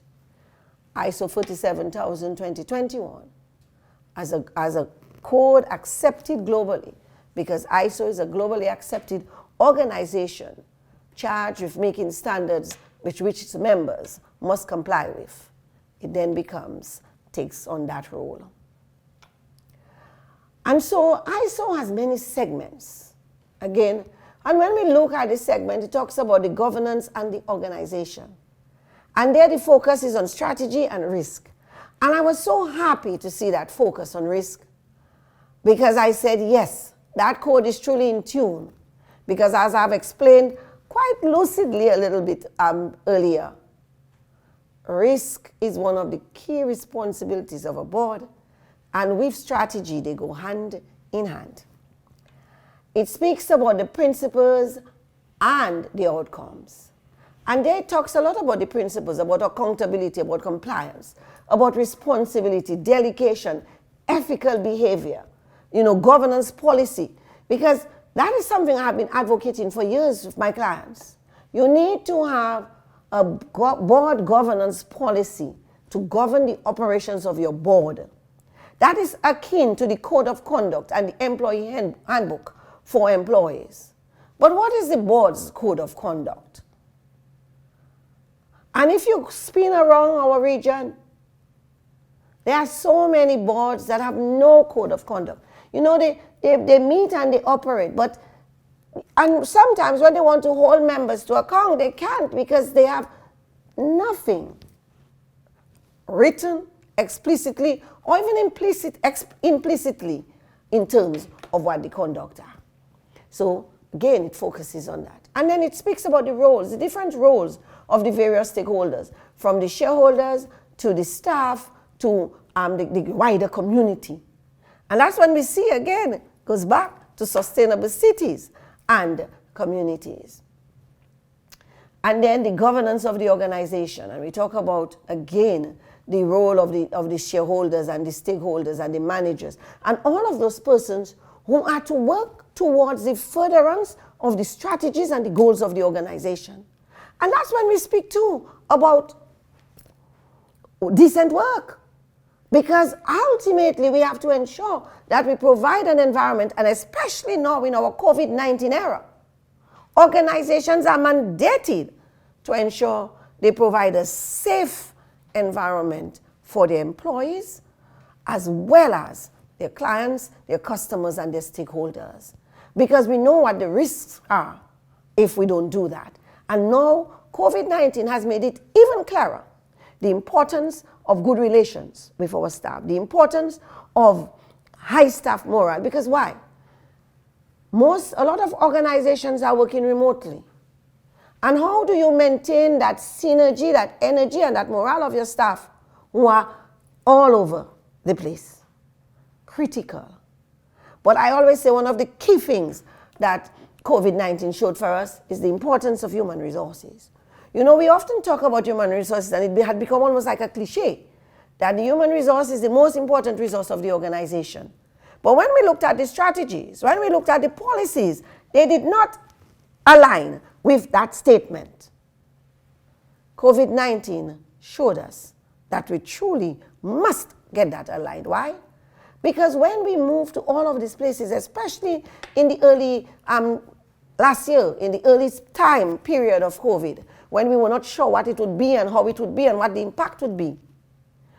As organizations move remotely, what did we see? The structures remained empty, while the human resource were the ones who ensured the work continued with IT support, of course. And it brings me to one of my little pet peeves, that organizations and boards of directors, they have no difficulty approving 10 million, 30 million, 40 million for a structure, a new building, a headquarters that would be a landmark in their countries. But ask them to spend $100,000 on staff development, on staff morale, on HR resources, capacity building. They flounder and they falter. In many cases, the answer is a no. COVID-19 says we need to revisit this. We need to spend more time so that truly we can get to do SDG 8, decent work. And so, critical. And then, of course, we come to the overview. And in that overview, the principles outlined earlier are dealt with in great detail. And what is ISO 37000-2021 saying to us, saying to organizations? It is saying that if you want to have a sustainable organization, if you want your organizations to continue in perpetuity, you have to begin to pay attention to your governance structures, which starts at your board level. So it starts with you, the board. You are the ones who will determine. And one of the things I always say, I often ask, and I when I go about, doing my training, or when I went about doing my training to managers and boards of directors, one of the key questions I ask is, what legacy do you want to leave? And so the board of directors of the Saint Lucia Bureau of Standards, I ask you that same question. The governance committee that is up today for us to praise and to applaud for the good work that you've done. And I saw from a link that Ms. Joseph sent to me, that you've read this, you've made your comments on this, you've been working on this governance. What legacy do you want to leave? What is your legacy for good governance when you leave? I always say to persons, we spend so much time on documents, beautiful documents, and they go and they stay on a shelf, they stay collecting dust on a desk. No. This ISO 37-2021 has to be put to life. And who can give it life? It's you. So we look at the governance framework, and I also have set up a framework for you. Strategies and risk, come back again. The governance policies, I spoke to you about that. Board governance manuals, critical. The decision-making structures, that's part of your organizational chart, but it goes beyond that. With that structure has to come the accountabilities. Who do we hold to account? People like to pass the buck. One of the things I just detest hearing, when people say, oh, that's above my pay grade. That annoys my little spirit. Because truly, if we are in an organization, and if your organization is so connected to that shared vision, everybody working to that shared vision, no one speaks about my pay grade. Everyone recognizes what role I play in achieving the strategies and the goals of the organization. And each person holds his or herself to account. So that when the organization, for all of the many structures that we have in place to hold persons to account, the work is easy. And that's what good governance aims for. That we've developed an institution where you don't need a taskmaster, but persons, because of ownership of the goals of the organization, ownership of the governance structures and framework, they need no policing. They are self-policed, self-regulated. And the studies continue to show that that yields some of the best results, if not the best results. So what are some of the benefits? And I think I've spoken about that, of the benefits. A climate of trust, transparency, and accountability. I'm not going to read all because you have it right before you. Its benefit is that it ensures that everybody knows the role they play, and not only the role they play, you know, but their contribution to the overall goals of the organization. It talks about providing the resources and the capacities to ensure that the organization's strategies are achieved. And that then brings us to SDG 16 in terms of the good institutions, institutional strengthening. You know, and if we focus on institutions rather than people, what you will recognize in terms of, at the end of the day, what do we think? We have to ask ourselves the question, what is the best interest of the organization? And if we take decisions that are in the best interest of organization, what you will find happening? Ultimately, in the best interest of the people we serve. You know, and that's one of the elements of good governance, is that as boards of directors too, you have a fiduciary responsibility, which says, and that's one of the benefits of good governance, you work in the sole best interest of the organization on whose board you sit. Sole best interest, not your best interest, not that of your friends, not that of the MD staff who comes to you with the stories here, there, and everywhere. Nope. Sole best interest of the organization. And if we work in the sole best interest of the organization, we'll find that we will enjoy all the benefits of good governance. Before I end, I just want to share with you the global trends in corporate governance 2021. Some of them, of course, they're not all-inclusive. So climate change risk, diversity, equity, and inclusion, the convergence of sustainable reporting standards, human capital management and development, I would add to that. We see a return of activism and increased capital, markets. And then we saw the virtual board and shareholder meetings. Why? That last one, COVID has changed everything. Virtual. In fact, this very conference is happening virtual. In addition to virtual, my presentation pre-recorded to then be shown to you now. All of that. And people talk about going back to pre-COVID era, pre-pandemic era. Let me just alert you. There is no going back to pre-COVID era. There's only going forward. There's only taking what are the lessons.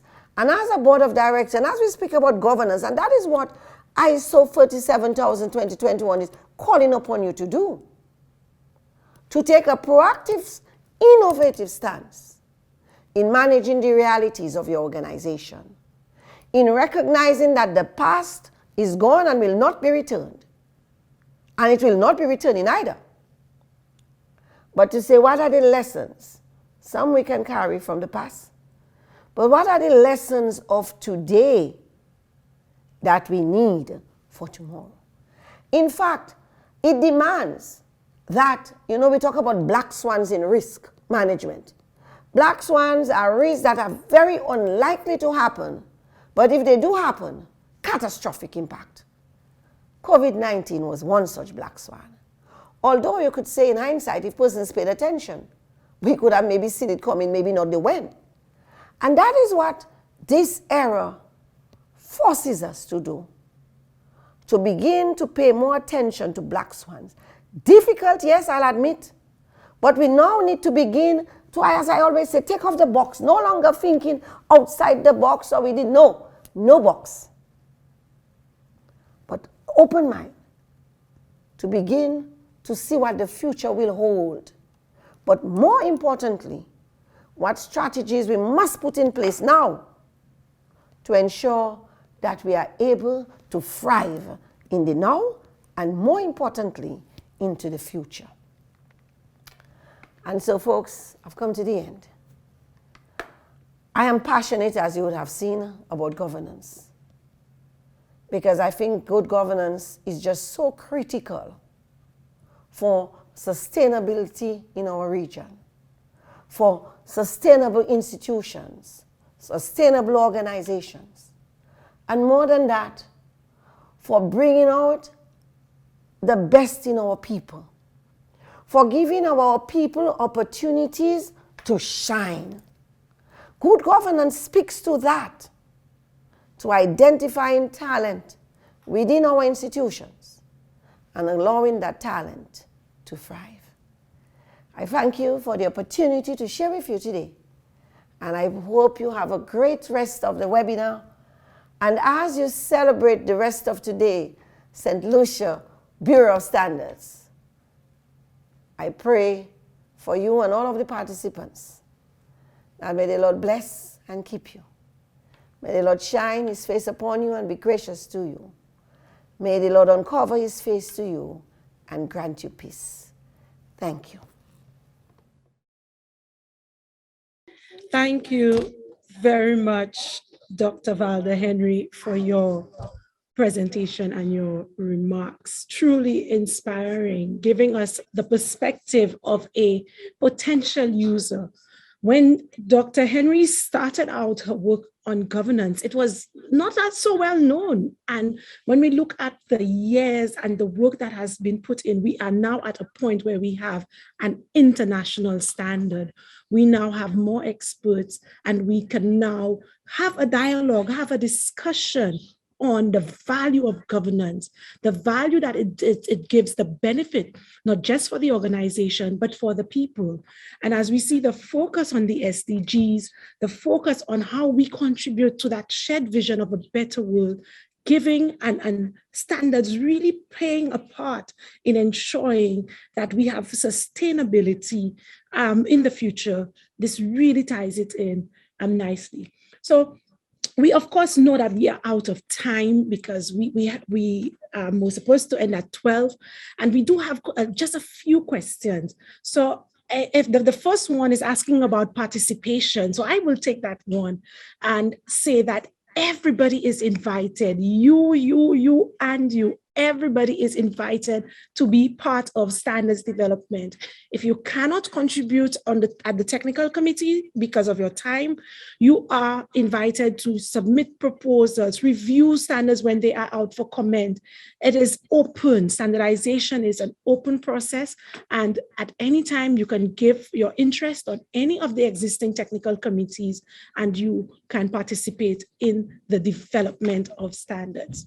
So Dr. Kravatsky and maybe Dr. Kajada, we had a specific question pertaining to the ISO 37000, and I will just give that so we can add. And the question is, how does or can the ISO 37000 align to the implementation and or enforcement of a national quality policy?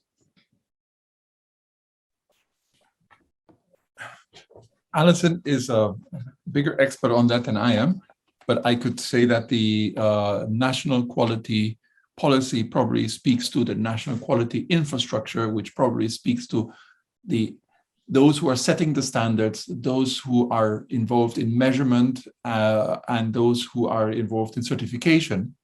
So all of those are organizations, and all organizations need to be held to account.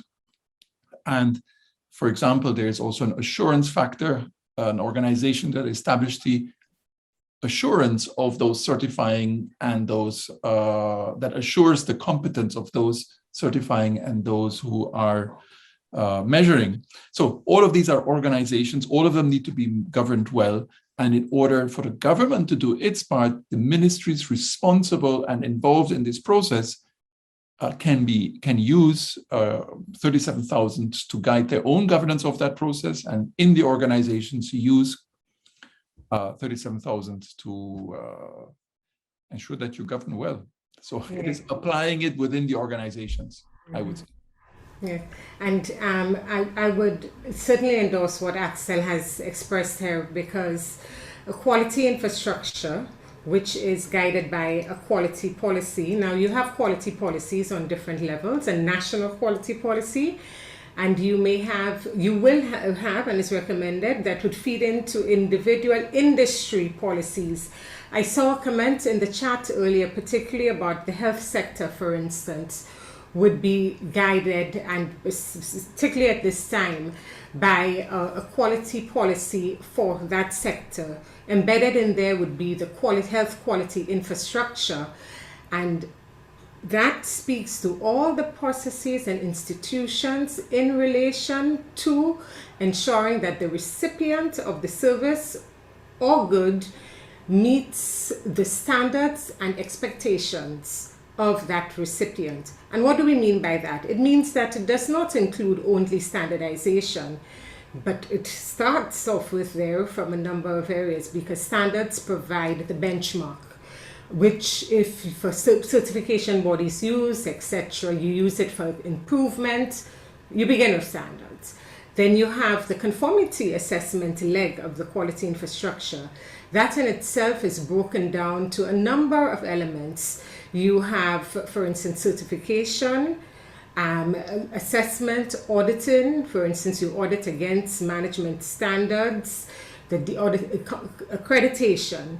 So market surveillance to some extent, but outside of that, but it is inspection, testing under that conformity assessment. Metrology, and I don't want to say the lost pillar, but if anything, I said we started off with standards, but without measurements, you couldn't have standards. And that speaks to the regulatory aspect of metrology, the legal metrology, and industrial metrology, looking at calibration. And of course, in our region, we speak heavily about developing the quality culture and COQ, culture of quality, whatever you want to call it.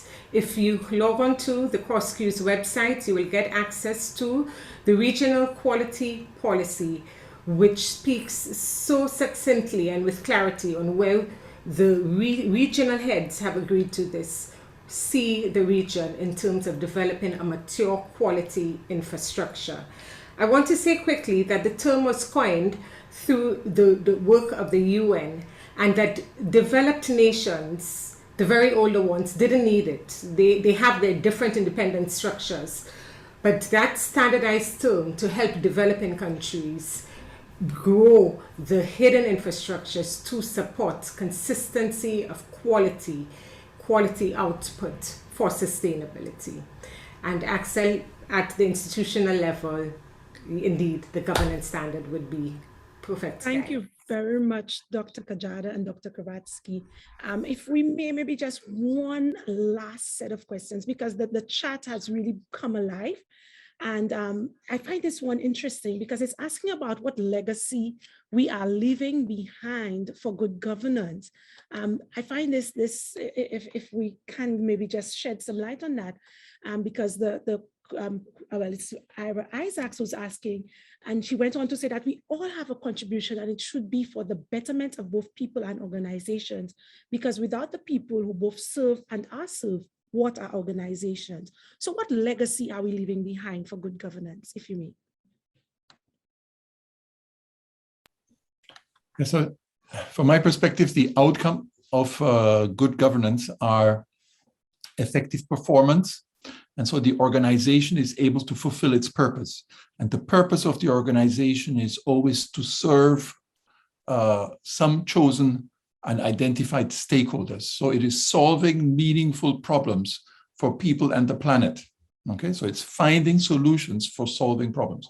So effective performance then means you are able to serve and find effective solutions that are causing benefits and well-being and not harm. So that's number one. The second element is about effective stewardship.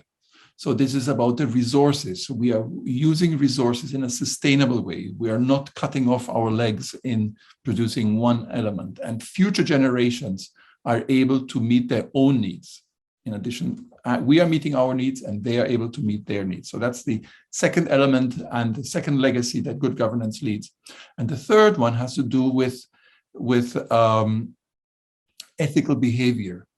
And so in the ethical behavior, yes, you are able to live to the values that the organization is expounding. It is, but also living to the expectation of the community in which you're operating, in the communities in which you're operating, including what are international norms of good and right behavior. So being able to be ethical, responsible, and effective, I think those are the three main elements from good governance. Thank you very much, Dr. Kravatsky, for that insight. We will end our Q&A session. I noticed quite a few buzzwords came in through the chat, not necessarily a question, but some comments and speaking to accountability, transparency, the rule of law, understanding and practicing good governance principles, and even that many leaders and managers may be not seeing anything is wrong with perceived bias. So these are all, of course, very insightful for us as we end our session this morning. Delegation with accountability, relevant authority, and resources. This is really, really hitting the nail on the head for governance. We are very happy that you would have joined us, Dr. Kravatsky. Let me send my thanks to our panelists, our speakers and presenters this morning, our Honorable Emma Hippolyte, Minister within the Ministry of Commerce. I think we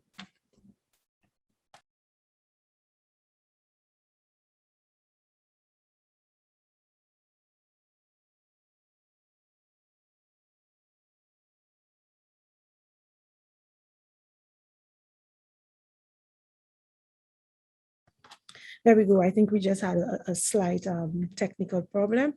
Thanks to our Honorable Minister who joined us and stayed, and I am sure we would have seen in the chat, she also expressed her gratitude and appreciation for a job well done. Thank you very much, Honorable Emma Hippolyte. The Director of the Saint Lucia Bureau of Standards, as well, Mr. Verne Emmanuel, for allowing and creating the space by which we could have this dialogue and focus on governance as just one of the many important issues that we have to discuss as a Saint Lucia Bureau of Standards. We, of course, want to extend a special thank you to Dr. Axel Kravatsky. As I said, I know we had some challenges and we were able to overcome it. And I am happy that you took the time, you joined us, you stayed, and you were even able to contribute to the Q&A session. The chair of our Technical Committee on Management Services, Ms. Yvonne Agard, as well as the subcommittee chair, Dr. Alison Kajada.